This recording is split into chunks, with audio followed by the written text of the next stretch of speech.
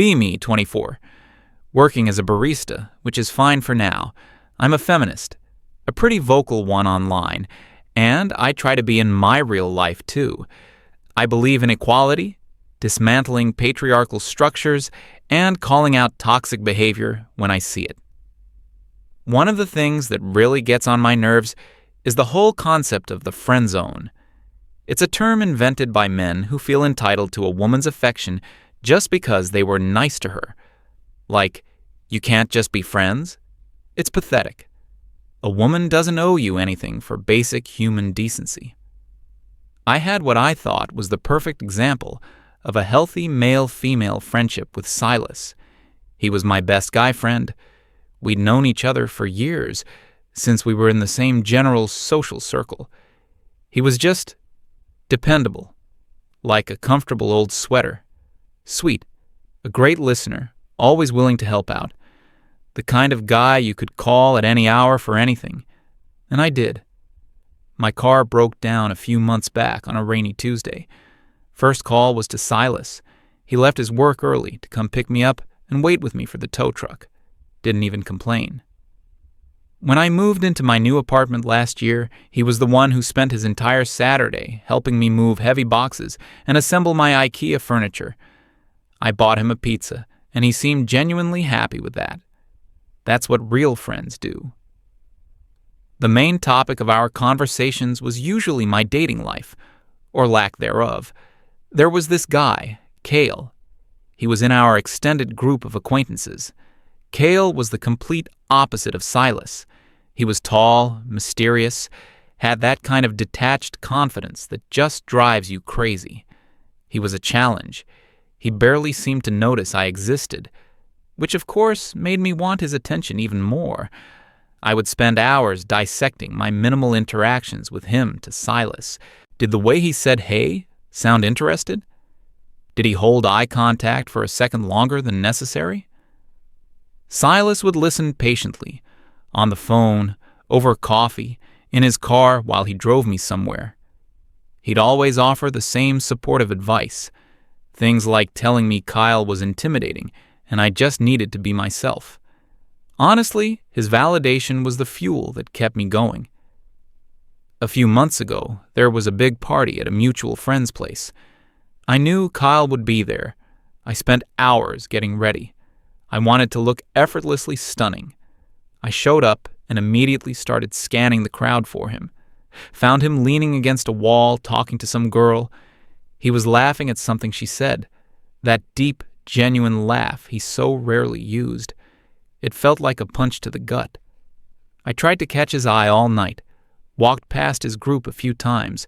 At one point, I was standing close enough to say hi. I mustered up all my courage. I walked over and said something like, "Hey, Cale, crazy party, right?" He glanced at me for a split second, a flicker of non-recognition in his eyes. He just gave a slight nod and turned right back to his conversation. He completely and utterly blanked me, in front of everyone. I felt my face get hot. I wanted the floor to swallow me whole. I made my excuses and left the party early, trying not to cry on the way out. The second I got inside my apartment, the tears started flowing. I grabbed my phone, my hands shaking with a mix of humiliation and anger, scrolled to Silas's name. It was almost 2 a.m., but I knew he'd pick up. He always did. The phone rang twice. His sleepy voice came on the line, instantly concerned. I just started sobbing and told him everything. How Cale had ignored me, how the other girl was all over him, how I felt so stupid and worthless. I vented for what must have been an hour. Ranted about emotionally unavailable men and their toxic games. Silas just listened. He made all the right noises. He told me Cale was an idiot who didn't know what he was missing. He said I was amazing and any guy would be lucky to have me. The usual script. It was exactly what I needed to hear. I finally calmed down, thanked him for being such an amazing friend, and hung up. I felt so much better. That's what friends are for. The next morning, feeling vindicated, I went on social media. I wrote a post about how grateful I am for male friends who understand boundaries. I added something about how the friend zone is a toxic concept, and that men who complain about it are the real problem. It got a few likes. I felt like I was doing my part to educate people. Life went on. I continued my pursuit of Kyle and continued my late-night therapy sessions with Silas. Then things started to get weird. It started subtly. I had a terrible day at work. My manager was being a jerk, and a customer was rude. I texted Silas a long paragraph detailing the whole ordeal, ending with, "Need to vent? You free to call?" Normally, he'd reply within minutes. This time, hours went by. Finally, a reply came through around 9 p.m. "Hey, sorry, just saw this. Was at the gym. Hope your evening got better." The gym? Since when was Silas a gym person? And no offer to call. Just a generic, polite sign-off. I felt a prickle of annoyance. It was just off. A week or so later, I had a dentist appointment across town. I hate taking the bus, and I knew Silas's work was near the clinic. I texted him the day before, asking if he could give me a ride home afterward. A simple favor he'd done a dozen times before. His reply was faster this time, but the answer was no. He said he couldn't. He had a thing after work. No explanation of what the thing was, just that he was unavailable. I had to take the bus. I was annoyed the whole way home. It felt unsupportive. We were friends. Friends help each other out. The little oddities kept piling up. He stopped being the first person to view my online stories. I'd call him, and it would go to voicemail more often than not. When he did call back, it would be hours later, and he'd sound distracted. Our conversations became shorter. He'd listen, but he wouldn't engage in the same way. The deep dives into Kyle's psyche were cut short, with him saying he had to go, that he was in the middle of something. The final straw for me was when I tried to make plans with him. I wanted to go see a movie, one of those indie films I knew Kyle would think was cool if I mentioned it. I figured Silas could be my movie buddy, like always. I texted him about it on a Monday, asking if he was free on Friday night. He didn't reply until Tuesday evening. "Hey, can't do Friday. Got plans." Again, just plans. Vague, secretive. I was starting to get genuinely worried and a little angry. What was going on with him? Was he mad at me for some reason? This wasn't the Silas I knew. The real Silas would have moved his schedule around. I decided I needed to talk to him face to face to clear the air. I texted him and asked if we could meet for coffee, framing it as me being concerned about him. He agreed, suggesting a place near his work for the next day. I showed up at the coffee shop, rehearsing my "I'm worried about you" speech. He was already there, sitting at a small table. The first thing I noticed was that he looked different. His posture was better. He wasn't slouching. His shirt seemed to fit him better across the shoulders and arms. He looked bigger, healthier. It was disconcerting. He smiled when I sat down, but it didn't quite reach his eyes. It was polite, but distant. I started by asking how he was, saying he seemed really busy lately.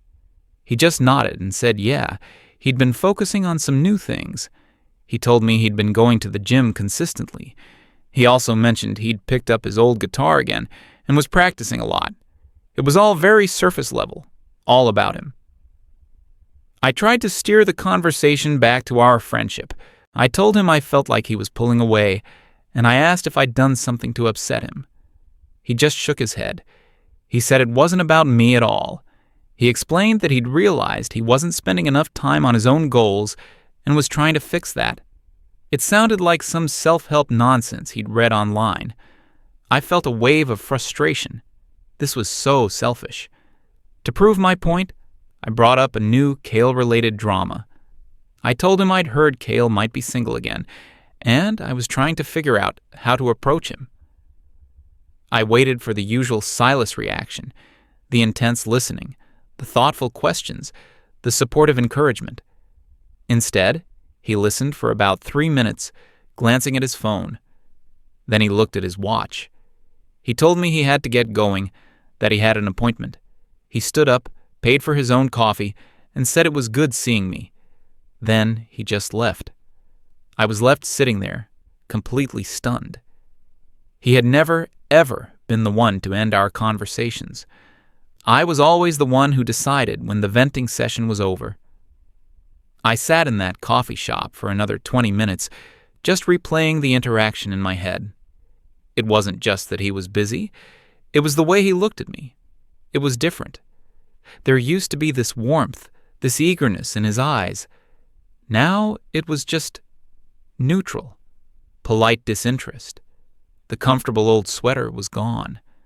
In its place was something I didn't recognize, and I realized something else that truly bothered me. Throughout our entire 20-minute conversation, he hadn't asked me a single question about myself. The entire dynamic had shifted, and I had no idea why. I walked home feeling a strange mix of anger and panic. This wasn't right. Friends are supposed to be there for each other. He was being a bad friend. Maybe he'd fallen into one of those toxic online communities that preach about self-improvement at the expense of others. That had to be it. He was being influenced by some kind of toxic male ideology. My sweet, dependable friend was being corrupted. I decided I wasn't going to let this go. Our friendship was too important. I needed to fix him. I needed to make him see that he was being selfish and distant. I had to get the old Silas back. A couple of weeks went by. My attempts to communicate were met with the same polite but firm boundaries. He was always busy. He had plans. He was in the middle of something. The excuses were maddeningly consistent. I started to feel desperate. I was so used to having him as a sounding board that my own thoughts felt chaotic and loud without him to absorb them. Kyle had posted a picture of himself hiking with a group of people, and the girl from the party was in it. My mind was racing, and my first instinct, the one I'd had for years, was to call Silas and break it all down. I actually picked up my phone to do it, then stopped. I knew what his response would be. A short, unhelpful text message hours later. The feeling of being cut off was infuriating. It was a genuine loss. It felt like a betrayal. I had always been there for him, listening to his minor work problems or whatever. Okay, maybe he didn't have as many problems as I did, but the principle was the same. Friendship is a two-way street, and he had just closed his lane without any warning. I decided on a new tactic. If I couldn't get through to him with words, I'd create a situation where he would have to help me. An emergency. Something he couldn't just brush off with a text message. I saw a listing for a vintage dresser online. It was perfect for my bedroom. The seller lived on the other side of town and couldn't deliver. It was heavy. Too heavy for me to move alone. And it wouldn't fit in my tiny car. Silas had a big hatchback. He was the perfect man for the job. This was it. A classic Silas mission. There was no way he could refuse to help a friend in need with something so practical. This would be the thing that broke through his weird new shell and reminded him of his obligations as a friend. I called him. No text, a direct call. It rang. Once, twice, 3 times, voicemail. Hey Silas, it's me. I have a huge favor to ask. It's kind of an emergency. Call me back ASAP. I made sure my voice sounded stressed and urgent. Then I waited. An hour passed, then 2. My confidence started to waver. Finally, my phone buzzed. It was a text from him. Hey, got your message. What's the emergency? Everything okay? I typed back immediately, explaining the dresser situation. I laid it on thick, talking about how it was a once-in-a-lifetime deal and I would lose it if I didn't pick it up tonight. I ended with, "You're the only person I can count on for this. When can you come?" I watched the 3 little dots appear and disappear. He was typing. The reply that came back made my stomach drop. Oh man, that's a tough spot. "Sorry, but I absolutely can't tonight. I have plans I can't break." I stared at the message in disbelief. He was really choosing his vague, mysterious plans over my actual tangible problem. I felt a surge of pure rage. I typed back, "What could possibly be more important than helping your best friend?" His reply was instant. "It's just not possible. You could try renting a truck from a hardware store, or maybe a TaskRabbit. Hope you figure it out." He was offering solutions. Practical, impersonal solutions. He wasn't offering himself. That was the moment I knew. This wasn't a phase. This wasn't him being temporarily weird. This was a permanent change. The old Silas was gone, and he wasn't coming back. I felt a genuine sense of panic rise in my chest. He was my safety net, my rock, and he had just calmly, politely, completely cut the rope. I didn't get the dresser. I just sat on my couch, phone in my hand, feeling more alone than I had in a very long time. The world felt a little less stable, a little less safe, and it was all his fault. The next few weeks were a blur of resentment. I tried to fill the void Silas left. I complained to my female friends about Kyle, but it wasn't the same. They'd offer advice like, "Just forget him," or "You deserve better." They didn't understand the nuance. They didn't have the patience to listen for hours while I analyzed every little detail. They didn't enable my obsession the way Silas had. They were trying to solve the problem. I just wanted to wallow in it with a supportive audience. I saw Silas's presence online, but it was like looking at a stranger's profile. He posted a picture of himself with his guitar, a genuine smile on his face. No angsty, thoughtful captions, just a simple statement about loving practice. Another time, he was tagged in a photo from a hiking trip. He was standing on a mountaintop, looking fit and happy. He was building a life, a real one, that didn't involve being on standby for my emotional emergencies. It felt like a personal insult. My own social life started to feel empty. My pursuit of Kyle, which had once felt like a thrilling, romantic challenge, now just seemed pathetic and exhausting. Without Silas to debrief with, the rejections felt sharper, the humiliations more acute. The fun was in the telling, in the drama of it all. Without an audience, it was just sad. One Friday night, a few months after our last real conversation, I was at a bar with a couple of girlfriends. We were there for our friend's birthday. I was in a terrible mood. Kyle had been invited, but he'd bailed at the last minute. I was sipping a drink, scrolling through my phone, and barely participating in the conversation. My friends were trying to cheer me up, but I was deep in my own self-pity. The bar was crowded and noisy. I was only half paying attention to my surroundings. Then my friend nudged me. "Hey, isn't that your friend Silas?" I looked up, annoyed. The last person I wanted to see was him. My eyes followed her pointed finger toward the entrance, and there he was. But it wasn't the Silas I knew, not at all. He was wearing a dark button-down shirt that actually fit him. His hair was styled differently. He carried himself with an easy confidence I'd never seen before. He wasn't hunched over or looking at the floor. He was scanning the bar, and he was smiling. And he wasn't alone. He was holding the door open for a girl who was with him. She was beautiful, not in a flashy, attention-seeking way. She had a natural, radiant look. She laughed at something he said, and the way she looked at him, it was pure admiration. It was a look I had craved from Kyle for years, a look I had never once given Silas. They walked past our table. Our eyes met for a brief second. He gave me a small, polite nod, the same one Cale had given me at that party. It was a nod of distant recognition. "I know you, but you are not part of my world right now." And then he was past me, leading his date to a spot at the bar. I watched them, completely frozen. My friends were chattering away. "Wow, he looks good. Who's the girl?" I couldn't speak. I watched as he ordered their drinks. He leaned in to hear her over the music, his hand resting gently on the small of her back. It was a gesture so natural, so possessive, and yet so gentle. I had never seen him touch a woman like that. I had only ever seen him carrying my heavy bags or fixing my broken shelf. She was telling him a story, her hands moving excitedly.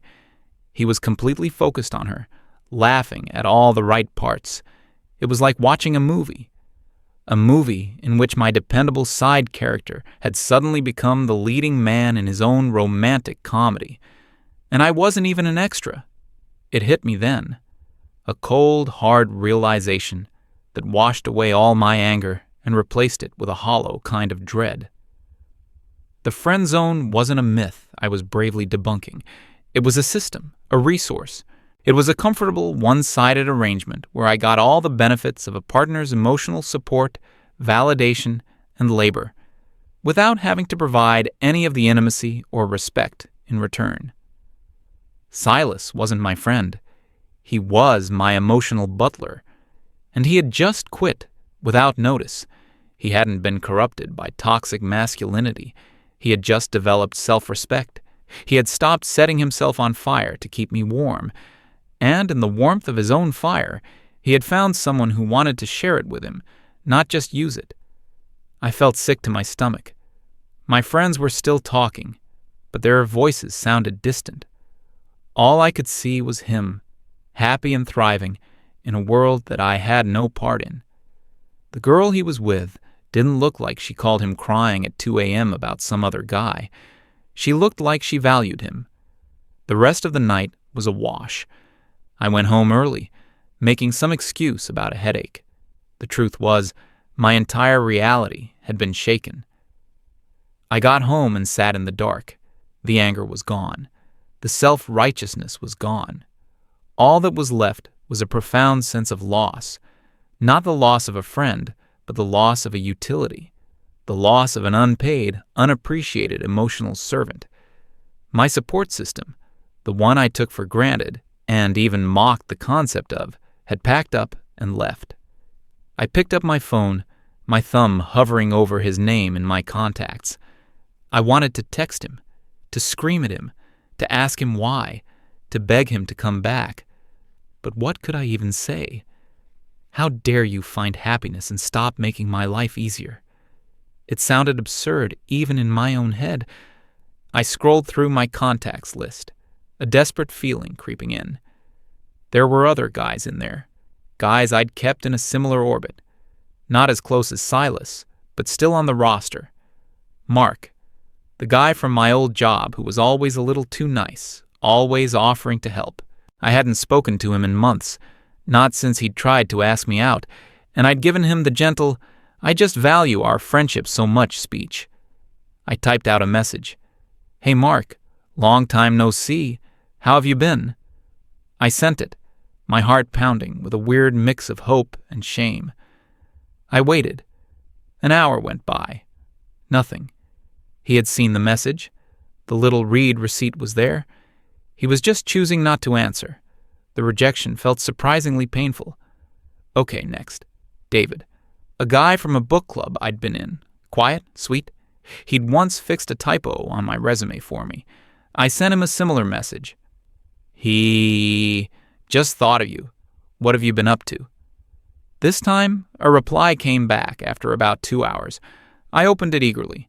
Hey Laura, all good. Life's been pretty crazy. Me and my girlfriend just moved in together, so it's been all about that. His girlfriend, of course. I typed back, "Oh wow, congrats." My fingers felt like lead. His reply was quick. "Thanks. Hey, gotta run. She's calling me for dinner. Talk later." But I knew there would be no later. I put my phone down on the table. The screen was dark. The silence in my apartment was deafening. There was no one to call, no one to text, no one waiting on standby to absorb my feelings.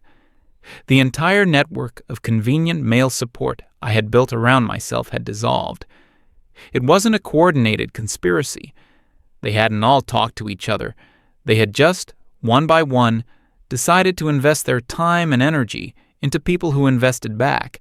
They had moved on, they had grown up, and I was left behind, stuck in the same loop of complaining about the same guy who didn't care about me. The shock was overwhelming.